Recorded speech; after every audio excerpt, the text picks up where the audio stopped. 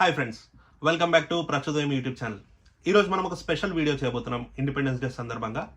So ఈ వీడియోలో మనం ఒక 5 డిఫరెంట్ స్టోరీస్ డిస్కస్ చేస్తామన్నమాట.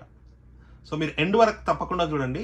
ఈ 5 డిఫరెంట్ స్టోరీస్లో సనాతన ధర్మానికి సంబంధించిన పీఠాధిపతులు కానీ గురువులు కానీ వాళ్ళు ఇండిపెండెన్స్కి ముందు ఫ్రీడమ్ ఫైటర్స్గా ఎలా ప్రేరేపితం చేశారు, ఎలా ఇన్ఫ్లుయెన్స్ చేశారు, అండ్ ఇండిపెండెన్స్ వచ్చిన తర్వాత వాళ్ళు ఎలా పాలసీస్లో కానీ మిగతా వాటిలో కానీ ఎలా ఇంపాక్ట్ చేస్తారు, how they have always been and still they are been the backbone of this country అన్నది మనకు ఎండ్ వరకు చూస్తే డెఫినెట్గా మీకు అర్థమవుతుంది.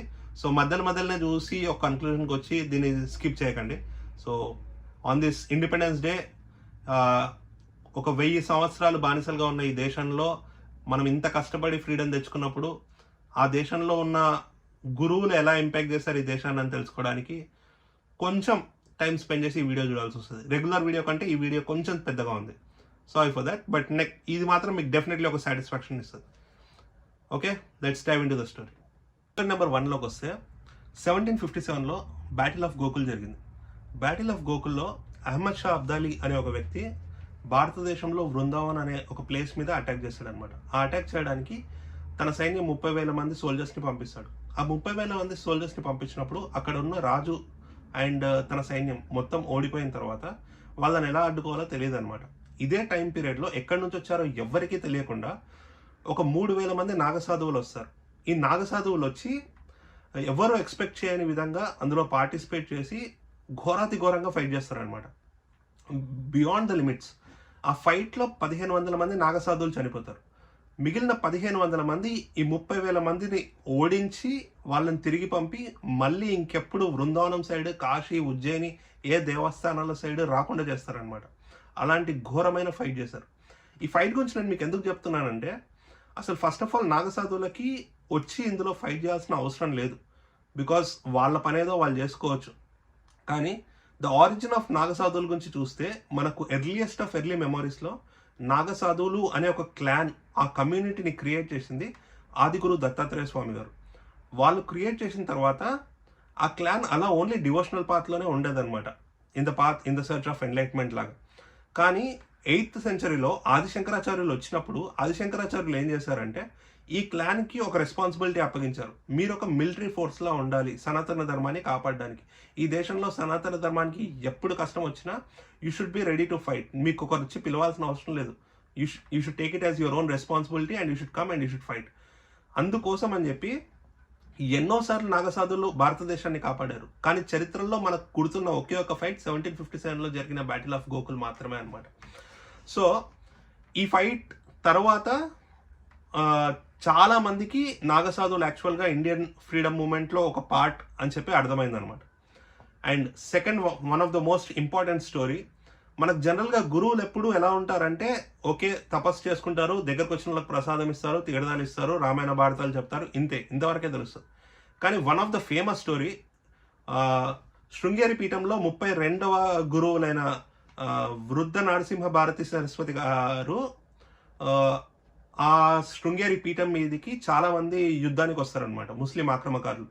ఆ సమయంలో అతను బయటకు వచ్చి ఏం చెప్తారంటే, నేను ఒక సన్యాసిని, నేను ఫైట్ చేయాల్సిన అవసరం లేదు, కానీ ఈరోజు అలాంటి అవసరం వచ్చింది కాబట్టి నేను ఏం చేస్తానంటే ఇతను చూసుకుంటాడని చెప్పి అక్కడ గడప దగ్గరకు వచ్చి ఆ గడప మీద ఒక సింబల్ వేస్తారనమాట. ఆ సింబల్ వేసి అక్కడ ఒక వినాయకుడిని స్థాపిస్తారు. ఆ స్థాపించిన వినాయకుడిని తోరణ గణపతి అని ఈ రోజుకి పూజిస్తారనమాట. ఆ గణపతిని పెట్టడం ద్వారా ఎవ్వరికి తెలియకుండా వచ్చిన వేలాది సైన్యం మిస్గైడెడ్ అయిపోయి డిఫరెంట్ ప్లేస్కి వెళ్ళిపోతారు. అది ఎందుకు జరిగిందో తెలియదు, మళ్ళీ తిరిగి ఎందుకు ఆక్రమించలేదో కూడా ఎవరికి తెలియదు. But that's the way, like అమ్మవారి శారదా అమ్మవారి నగలని, మన సనాతన ధర్మం యొక్క సంపదని దోచుకోకుండా తన తపశ్శక్తిని యూజ్ చేసి వాళ్ళకు సనాతన ధర్మంలో ఉన్న యోగుల పవర్ని అతను ప్రూవ్ చేస్తారు ఆ రోజు. ఇది one of the rarest moment, because ఇలాంటివి ఎప్పుడు మనం బయట పుస్తకాల్లో చదువుకోలేదు. అండ్ ఇంకొక one of the famous story number 3లో ఏం జరుగుతుందంటే, అందరికీ ఫ్రీడమ్ మూమెంట్ టైం పీరియడ్లో చాలా మంది దగ్గర ఓన్లీ స్వామి వివేకానంద ఫోటో ఉంటుండే, దాని ఒక ఇన్స్పిరేషన్లా తీసుకుంటారు. ఈ రోజుకి కూడా మనం పెట్టుకుంటాం. కానీ ఎవరు అబ్జర్వ్ చేయని ఒక స్లైటెస్ట్ ఆఫ్ ద మూమెంట్ ఏంటంటే, స్వామి వివేకానంద గారు రామకృష్ణ పరమహంస గారికి శిష్యులు. రామకృష్ణ పరమహంస వారు కాళికా అమ్మవారికి ఉపాసకులు. Kalikamata is a destructive force అనమాట. It's army power. ఆ అమ్మవారిని ఉపాసన చేసిన రామకృష్ణ పరమహంస గారు తన దగ్గరకు వచ్చిన తన శిష్యులకు అమ్మవారి గురించి ఉపాసన ఇవ్వడం కానీ సనాతన ధర్మాన్ని కాపాడడం గురించి కానీ చెప్పారు. దాంట్లో నుంచి పుట్టుకొచ్చిన ఒక ఆణిముత్యం, సనాతన ధర్మాన్ని కాపాడడానికి ఒక వజ్రంలా వచ్చిన ఒక వ్యక్తి ఎవరంటే స్వామి వివేకానంద. అతను 1893 సెప్టెంబర్ 11 రోజు చికాగోకి వెళ్ళి ఈ మన సనాతన ధర్మం గురించి ఒక వండర్ఫుల్ స్పీచ్ ఇచ్చారు. ఈ రోజుకి స్కూల్లో పిల్లలకు మనం అదే చెప్తాం అనమాట. సో అంత గొప్ప వ్యక్తి తన మొత్తం భారతదేశంలో డిఫరెంట్ ప్లేసెస్కి వెళ్ళి సనాతన ధర్మం గొప్పదనం గురించి చెప్పి చాలా మందిని మోటివేట్ చేసి ఆ మోటివేషన్ ద్వారా వాళ్ళు ఫ్రీడమ్ ఫైట్లో పార్టిసిపేట్ చేయడానికి కారణమయ్యాడు అనమాట. ఎందుకంటే ఒకసారి ఒక ఏమంటారు viceroy one of the Indian జైల్లో పడ్డప్పుడు అతను చూసి అడుగుతారు అనమాట. ఎక్కడికి వెళ్ళినా కూడా ఈ పర్సన్ ఫోటో ఉంటుంది, అసలు ఈ పర్సన్కి ఫ్రీడమ్ ఫైట్కి సంబంధం ఏంటి అని చెప్పి. Because no one understands how the energy from Kalikamata is flowing to the freedom fighters.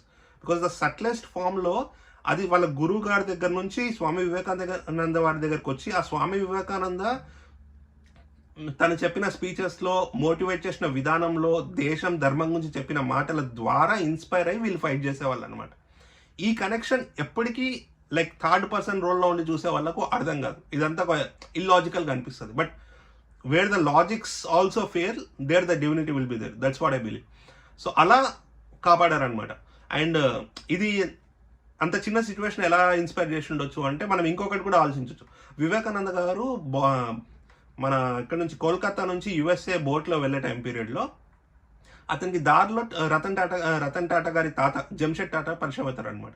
ఆ జంషెడ్ టాటా గారు జస్ట్ కాన్వర్సేషన్లో భారతదేశంలో ఎలాంటి విద్యా వ్యవస్థ ఉండాలి, ఎడ్యుకేషన్ని ఎలా మార్చాలి అని చెప్పి జస్ట్ డిస్కషన్ స్టార్ట్ అవుతుంది వాళ్ళిద్దరి మధ్య.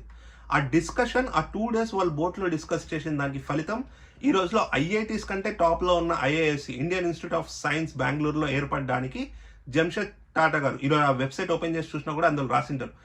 రీజన్ మెయిన్ ఏంటి అంటే ఆ రోజు జరిగిన బోట్లో కాన్వర్సేషన్, ఒక కంట్రీలో ఇంజనీర్స్ ఎలా ఉండాలి అన్నది ఒక గురువు రతన్ టాటా గారి తాతతో చేసిన డిస్కషన్కి కారణమైంది. అది నాంది పొంది ఈరోజు కొన్ని వేల లక్షల మంది గ్రాడ్యుయేట్స్ అవ్వడానికి వాళ్ళు డిజైన్ చేసి మళ్ళీ దేశంలో మార్పులు తీసుకురావడానికి కారణమవుతుంది.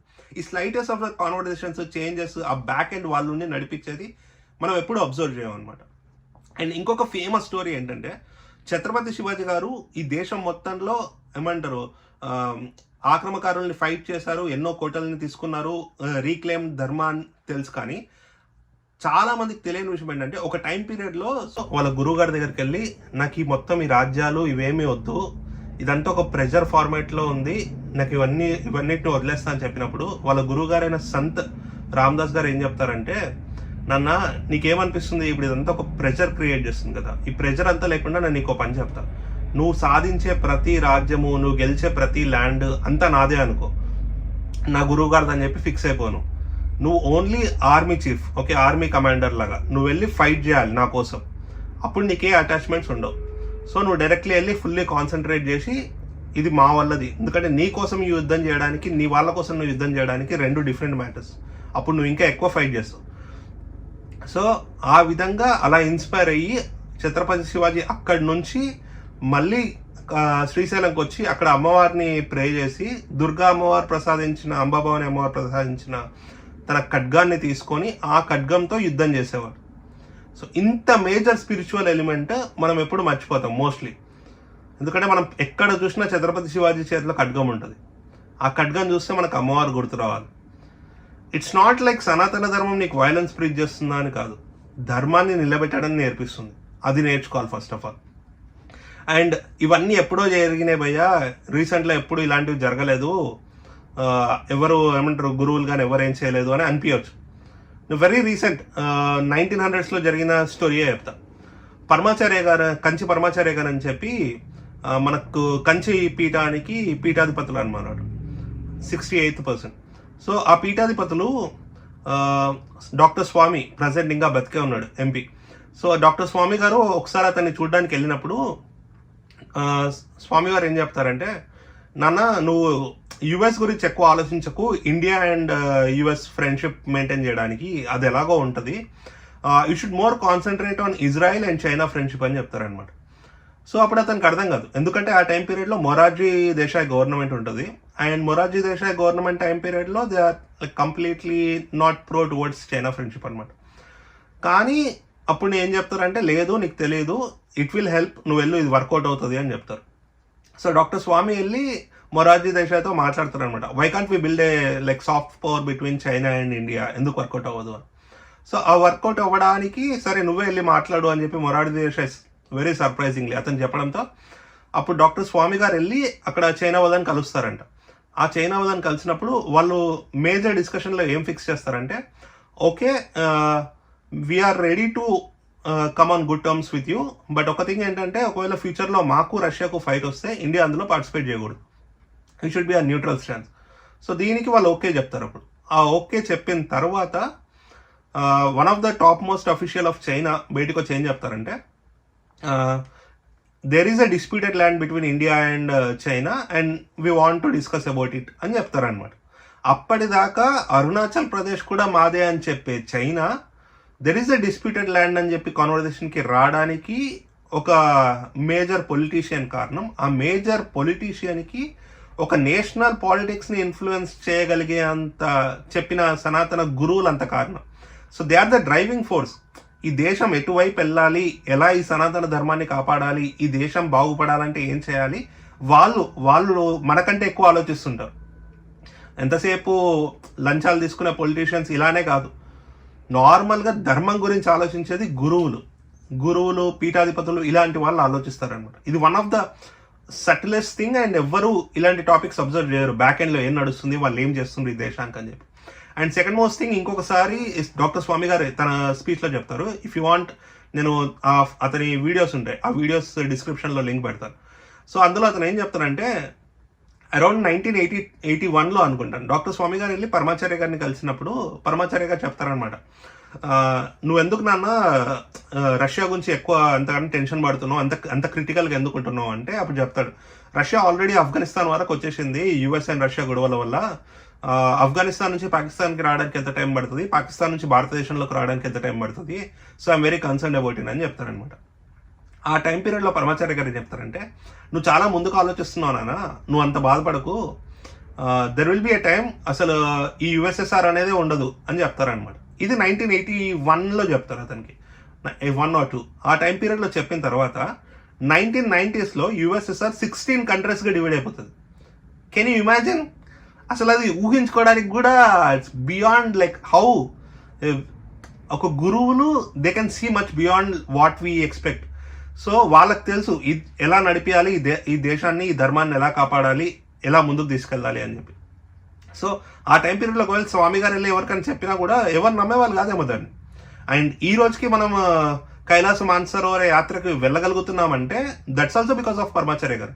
పరమాచార్య గారు డాక్టర్ స్వామి గారు చెప్తారు, డాక్టర్ స్వామి వెళ్ళి పరమాచార్యని అడుగుతారనమాట, నేను ఇట్లా ఈ ఓపెన్ చేయమని చెప్పి అడుగుదాం అనుకుంటున్నాను చైనా వాళ్ళతో, కానీ అందరు నన్ను బెదిరిస్తున్నారు, ఇది వర్కౌట్ అవ్వదు అది ఇది అని చెప్పి, సో నాకేం చేయాలో అర్థం కావట్లేదు అంటే, ఏం లేదు, నువ్వు డైరెక్ట్ నీ అంతకు నువ్వు వెళ్ళు, వాళ్ళతో మాట్లాడు, let's see like how it goes అని చెప్పి. ఇది last almost Morarji Desai government నుంచి వెళ్ళిపోయే టైం పీరియడ్. సో తను వెళ్ళి మాట్లాడతారనమాట. ఆ వెళ్ళి మాట్లాడినప్పుడు వాళ్ళు ఏమంటారంటే, okay we need 2 months of time, మేము డిసైడ్ చేసి చెప్తాము whether we are okay with it or not అని చెప్పి.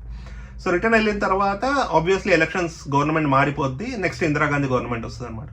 సో అప్పుడు చైనా వాళ్ళు రిటర్న్ 2 months తర్వాత పిలిచి ఏం చెప్తారంటే డాక్టర్ స్వామి గారికి, we're okay to open the Kailash Mansarovar yatra, but the only thing is we have 2 conditions. First condition ఏంటంటే, మీరు వచ్చి ఇంతగానం అడిగారు కాబట్టి మీ అంతకు మీరు పాదయాత్ర చేసి ఇక్కడ నుంచి నడుచుకుంటూ వాకబుల్ వేలో కైలాస్ మానసరోవర్ యాత్ర కంప్లీట్ చేయాలి. It's around 140 kilometers of route.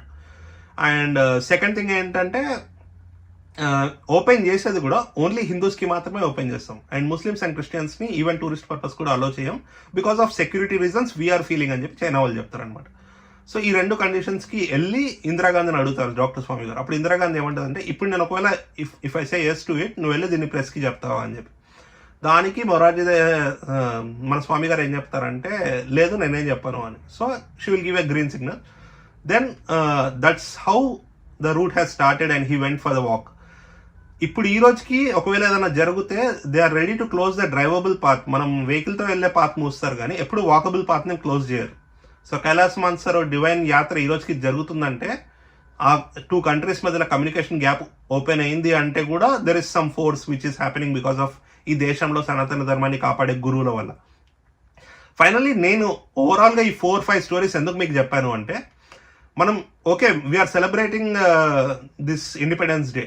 Independence Day అంటే I really understand every freedom ఫైటర్కి నా హోల్ హార్టెడ్గా ఐ ఫుల్లీ రెస్పెక్ట్ దెమ్. వాళ్ళు ఏ పార్టీ ఫ్రీడమ్ ఫైటర్స్ అయినా ఏం చేసినా they bought the freedom for us. కానీ ఇదే ఈ ఫ్రీడమ్ ఫైటర్సే మనకు పుస్తకాల్లో చూపించే ఫ్రీడమ్ ఫైటర్సే కాకుండా ఈ దేశంలో వెనకుండి నడిపించే బ్యాక్ బోన్ కూడా ఒకటి ఉంది. ఆ ధర్మాన్ని ముందుకు తీసుకెళ్తుంది.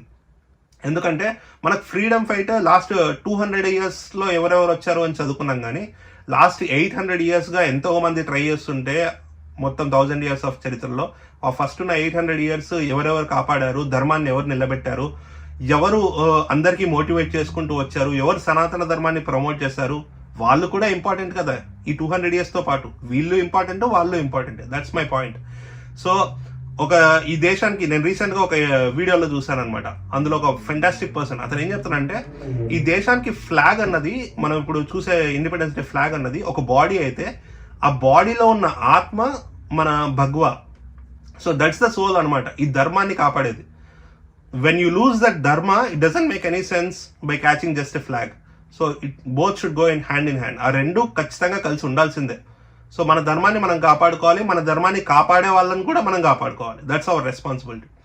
నా దృష్టిలో నేనేం ఫీల్ అవుతానంటే, ఈ దేశం బయట బార్డర్ దగ్గర నింబడి గన్ పట్టుకొని కాపాడే వాళ్ళు ఎంత ఇంపార్టెంటో, ఈ బార్డర్ లోపల ఉండి చేతిలో దండం పట్టుకొని కాపాడే గురువులు, పీఠాధిపతులు కూడా అంతే ఇంపార్టెంట్. వాళ్ళకు కూడా అంతే రెస్పెక్ట్ ఇవ్వాలి.